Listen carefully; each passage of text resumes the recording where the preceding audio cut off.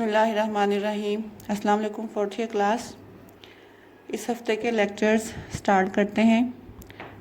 हमने इस हफ़्ते डिस्कस करना है about the structure of coordination compounds. Structure of coordination compounds में हमने डिस्कस करनी है डिफरेंट थ्योरीज जो कि टाइम टू टाइम प्रपोज की गई to explain the nature of bonding found in coordination compounds. ये 4-5 डिफरेंट थ्योरीज़ हैं। इन थ्योरीज़ को वन बाय वन हम डिस्कस करेंगे, लेकिन इससे पहले मैं आपको एक पॉइंट क्लियर करना चाहती हूँ कि इन थ्योरीज़ में से कोई भी थ्योरी जो है वो डिस्कार्ड नहीं की जा सकती। मतलब ये नहीं कि पहली थ्योरी के बाद जब दूसरी थ्योरी आई तो पहले थ्योरी जो है वो रिजेक्ट हो गई या डिस्कार्ड हो गई। एक्चुअली हर थ्योरी जो है वो कोऑर्डिनेशन कंपाउंड्स के कुछ ना कुछ स्ट्रक्चरल एस्पेक्ट्स को कामयाबी से एक्सप्लेन करती है। कुछ चीज़ों को बास थ्योरीज एक्सप्लेन नहीं कर पाती, तो उन्हीं पॉइंट्स को एक्सप्लेन करने के लिए फिर नई थ्योरीज जो हैं वो प्रपोज की गई हैं। लेकिन अब तक भी इनमें से तकरीबन मोस्टली जो थ्योरीज़ हैं वो एक्सेप्टेबल हैं। हम हर थ्योरी को वन बाय वन डिस्कस करेंगे और देखेंगे कि हर थ्योरी की कौन कौन सी सक्सेसफुल पॉइंट्स हैं और कौन कौन से ड्रॉबैक्स जो हैं वो हमें हर थ्योरी में नज़र आते हैं, जिसकी बिना पे कोई नई थ्योरी जो है प्रपोज करने की ज़रूरत पेश आती है। स्ट्रक्चर ऑफ कोऑर्डिनेशन कंपाउंड्स को जब हम देखते हैं तो अगरचे कोऑर्डिनेशन कंपाउंड जो हैं वो अरसा दराज से नोन थे, लोगों के इस्तेमाल में थे। फॉर एग्ज़ाम्पल इजिप्शियंस जो थे वो कई सौ साल पहले प्रूशियन ब्लू यूज़ करते थे फॉर द डाइंग पर्पस, लेकिन उस वक्त तक या उसके बहुत बाद तक भी साइंटिस्ट जो हैं वो इन कंपाउंड्स की बॉन्डिंग नेचर के बारे में श्योर नहीं थे कि इन कंपाउंड्स में किस टाइप की बॉन्डिंग पाई जाती है, क्योंकि इनका बिहेवियर, इन कंपाउंड्स का बिहेवियर जो है वो दूसरे कंपाउंड्स के मुकाबले में थोड़ा सा डिफरेंट था। For example look at the compounds COCl3.6NH3, COCl3.5NH3 and COCl3.4NH3। ये कंपाउंड जो हैं बहुत पहले, सदियों पहले ये कंपाउंड नोन थे, लेकिन जब इनका बिहेवियर स्टडी करने के लिए जब इनमें सिल्वर नाइट्रेट का सोल्यूशन AgNO3 सोल्यूशन ऐड किया गया, तो एक्सपेक्ट तो हम ये करते हैं कि जब हम इन सोल्यूशंस में AgNO3 ऐड करें तो क्लोराइड आयंस जो हैं they will precipitate out in the form of silver chloride. But unexpectedly होता क्या है that all the 3 chloride ions are precipitated out from compound A, but only 2 chloride ions are precipitated out from compound B, and only 1 chloride ion is precipitated out in the form of AgCl from the compound C। इसका मतलब ये कि तीनों compounds में अगरचे 3-3 chloride ions मौजूद हैं, लेकिन हर कंपाउंड में वो तीनों क्लोराइड आयन प्रेसिपिटेट आउट नहीं हो पा रहे। तो ये फैक्ट इंडिकेट करता है कि क्लोराइड आयंस की बॉन्डिंग नेचर जो है वो हर कंपाउंड में डिफरेंट है, क्योंकि अगर वो सेम टाइप से बॉन्डेड हों कोबाल्ट के साथ तो फिर जाहिर है कि हर दफ़ा तीनों क्लोराइड आयंस को प्रेसिपिटेट आउट हो जाना चाहिए सिल्वर के साथ रिएक्ट करने के बाद। इस तरह के जो फैक्ट्स सामने आए कोऑर्डिनेशन कंपाउंड्स के बारे में, तो इनको फिर एक्सप्लेन करने के लिए बहुत सारी कोशिशें, बहुत सारी अटैम्प्ट्स जो हैं वो की गई, लेकिन पहली एक्सेप्टेबल अटैम्प्ट जो है it was made by the scientist Alfred Werner in 1898। He put forward a revolutionary theory about the nature of these compounds. This theory was able to explain the characteristics of these compounds and it also predicted the future developments in this field। इस contribution की बिना पर Werner को chemistry के field में Nobel prize भी award किया गया।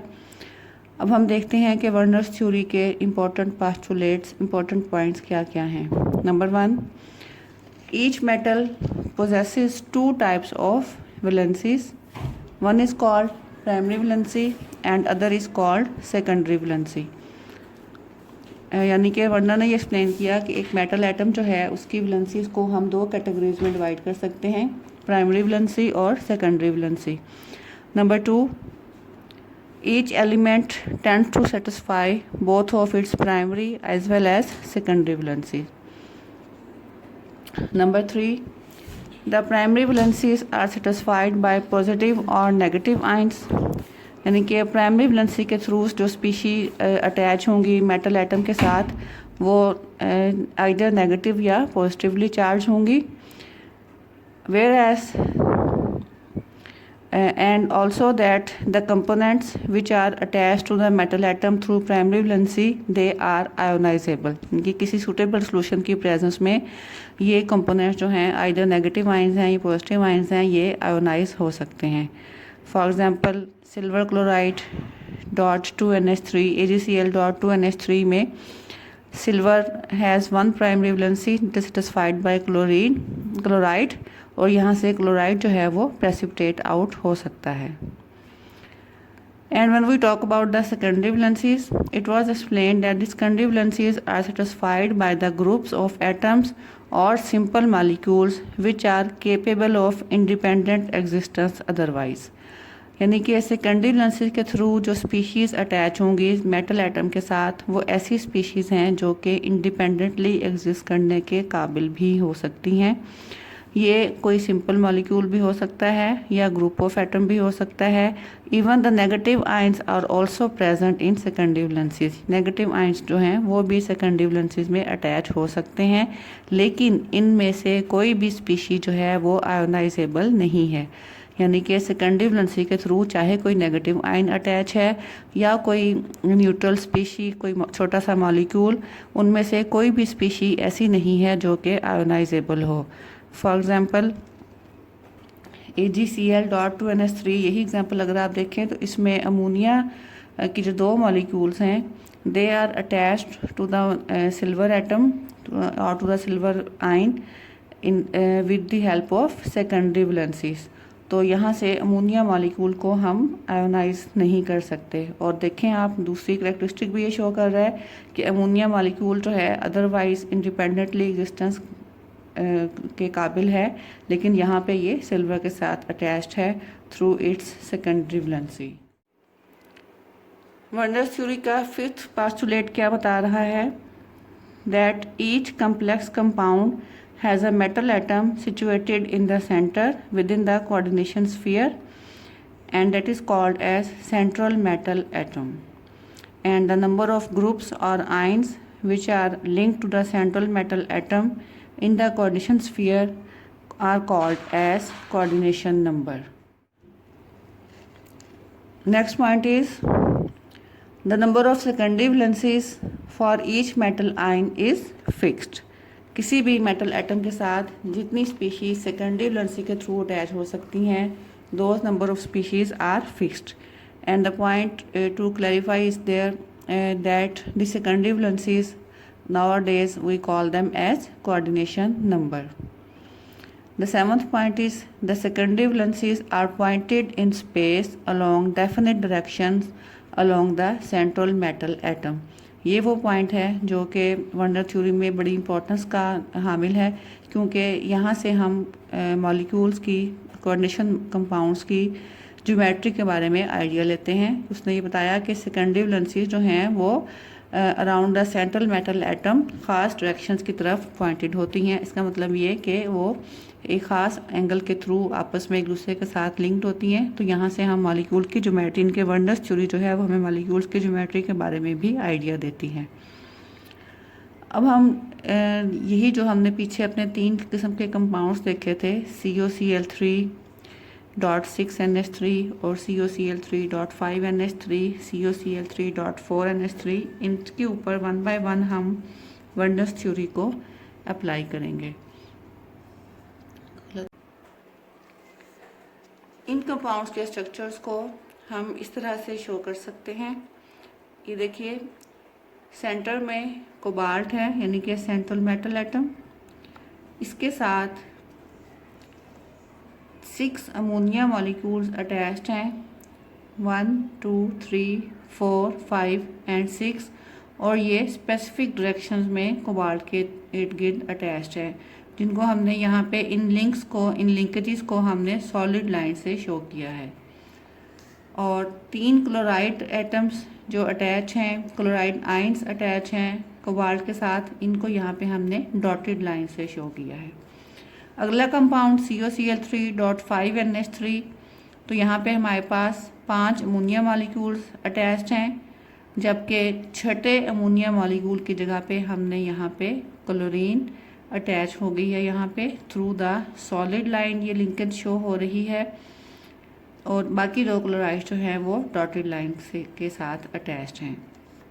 जबकि अगले कंपाउंड में 4 अमोनिया और 2 क्लोराइड आयंस हमने शो किए हैं सॉलिड लाइन से, और सिर्फ 1 क्लोराइड जो है वो हमने शो किया है डॉटेड लाइन से। एक्चुअली ये सॉलिड और डॉटेड लाइंस जो हैं ये डिफ्रेंशिएट करती हैं between the secondary valencies and primary valencies of the central metal atom. तो सॉलिड लाइन जो हैं ये इंडिकेट करती हैं सेकेंडरी वैलेंसीज को, और डॉटेड लाइंस इंडिकेट करती हैं प्राइमरी वैलेंसी को। It means that first compound में तीनों के तीनों क्लोराइड आयंस जो हैं they are attached through primary valencies, and the 6 ammonia molecules are attached to cobalt atom through secondary valencies. दूसरे कंपाउंड में 2 क्लोराइड आयंस अटैच हो रहे हैं through primary valencies, whereas the 5 ammonia molecules and 1 of the chloride ions is attach through the secondary valencies. तो overall secondary valencies की geometrical अगर आप shape देखें तो वही है, ये ऑक्टाहेड्रल शेप बनती है जो कि फर्स्ट कंपाउंड में थी। सिमिलरली थर्ड कंपाउंड में 4 अमोनिया और 2 क्लोराइड आयंस जो हैं they are attach through the secondary valencies, जिनको हमने सॉलिड लाइन से शो किया। अगेन इनकी ज्योमेट्री वही ऑक्टाहेड्रल है, और रिमेनिंग जो थर्ड क्लोराइड आयन है it is attach through the primary valency. तो यही वजह है कि जब आप इन कंपाउंड्स में सिल्वर क्लोराइड का सोल्यूशन डालते हैं तो हमने बात की थी कि only the primary valencies are ionisable. ठीक है, सिर्फ प्राइमरी वैलेंसीज जो हैं वो आयोनाइजेबल होंगी। तो पहले कंपाउंड में जब आप सिल्वर नाइट्रेट का सोल्यूशन डालेंगे तो तीनों के तीनों क्लोराइड आयंस क्योंकि अटैच हैं through primary valency, they will be precipitated out in the form of silver chloride. दूसरे कंपाउंड में सिर्फ 2 क्लोराइड इस काबिल हैं कि ये आयोनाइज हो सकें, so it will give only 2 chloride ions in the ionise form. जबकि तीसरे कंपाउंड में सिर्फ 1 क्लोराइड आयन है जो कि आयोनाइजेबल है, क्योंकि ये अटैच है थ्रू प्राइमरी वैलेंसी, तो ये सिर्फ 1 क्लोराइड आयन जो है वो सिल्वर क्लोराइड की फॉर्म में प्रेसिपिटेट आउट करेगा। ये सारे फैक्ट्स हमने नेक्स्ट पैराग्राफ में एक्सप्लेन किए हैं। ये नेक्स्ट लाइंस में, और उसके बाद मैं आपको नेक्स्ट पेज शो करूँगी। इस सब में वही फैक्ट्स हैं जो मैंने आपको बताए हैं कि कौन कौन सी स्पीशीज़ जो है वो यहाँ से आयोनाइज हो सकती हैं और कौन सी स्पीशीज़ यहाँ से आयोनाइजेबल नहीं है। जी, तमाम डिटेल आप यहाँ से पढ़ सकते हैं कि किस तरह से हम ये बात एक्सप्लेन कर सकते हैं कि एक कंपाउंड जो है वो तीनों क्लोराइड आयंस को आयोनाइज कर रहा है, दूसरा कंपाउंड सिर्फ 2 क्लोराइड आयंस को आयोनाइज कर रहा है, और तीसरे कंपाउंड से हमें सिर्फ 1 क्लोराइड आयन आयोनाइजेबल मिलता है। सो वंडर थ्योरीज को जब हम इन कंपाउंड्स के ऊपर अप्लाई करते हैं तो मॉडर्न थ्योरीज के लिहाज से, मॉडर्न स्ट्रक्चर फार्मूला के लिहाज से हम इन कंपाउंड्स के स्ट्रक्चर फार्मूलाज यूँ एक्सप्लेन कर सकते हैं दैट द फर्स्ट कंपाउंड जिसको हमने लिखा था COCl3.6NH3, it can be presented as cobalt with 6 ammonia molecules within the square brackets, or you can you can call it as coordination sphere, और उसके साथ 3 क्लोराइड आयंस अटैच हैं।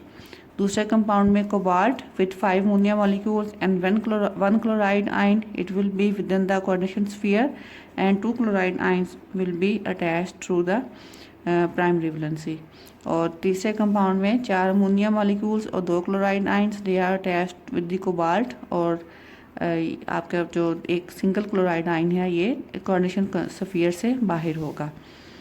तो अब मॉडर्न टर्मिनोलॉजी के लिहाज से हम ये कह सकते हैं कि फर्स्ट कंपाउंड में 6 मॉलिक्यूल्स हैं जो अमोनिया के, they are serving as ligands, क्योंकि हमने बात की थी पहले कि जो भी स्पीशीज़ कोऑर्डिनेशन स्फीयर के अंदर होती हैं except the central metal atom, they are called as ligands.